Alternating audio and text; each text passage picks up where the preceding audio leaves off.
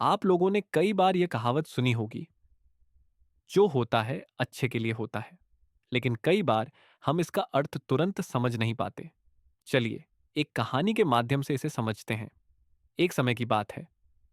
कलिंग नाम का एक राज्य था। उस राज्य के राजा का नाम था राजेंद्र सिंह।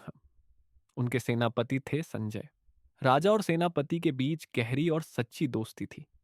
सेनापति संजय राजा के ऐसे मित्र थे जिन पर राजा आंख बंद करके भरोसा करते थे।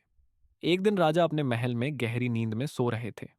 उसी समय एक चोर चोरी करने के इरादे से राजा के कक्ष में घुस आया। आहट सुनकर राजा की नींद खुल गई और उन्होंने चोर को रंगे हाथों पकड़ लिया। दोनों के बीच जोरदार संघर्ष हुआ, लेकिन चोर किसी तरह भागने में सफल हो गया। इस लड़ाई में राजा की एक उंगली कट गई। घटना की खबर मिलते ही सेनापति संजय तुरंत राजा से मिलने पहुंचे। जब उन्होंने राजा की कटी हुई उंगली देखी तो शांत स्वर में बोले, महाराज, जो होता है अच्छे के लिए होता है। यह बात सुनकर राजा को बहुत क्रोध आया। गुस्से में आकर राजा ने सेनापति को तुरंत राज्य से बाहर निकाल दिया। कुछ दिनों बाद राजा अपनी सेना के साथ जंगल में शिकार करने निकले। शिकार का पीछा करते करते राजा अपनी सेना से बहुत आगे निकल गए। अनजाने में वे अपनी सीमा पार कर आदिवासी इलाके में पहुंच गए। वहां के आदिवासियों ने राजा को घेर कर पकड़ लिया और अपने मुखिया के पास ले गए।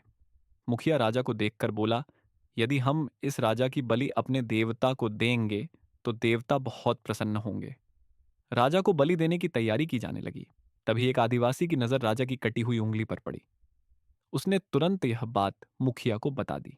यह सुनते ही मुखिया ने कहा, हमारे देवता अपूर्ण शरीर वाली बलि स्वीकार नहीं करते। और इस तरह राजा को छोड़ दिया गया।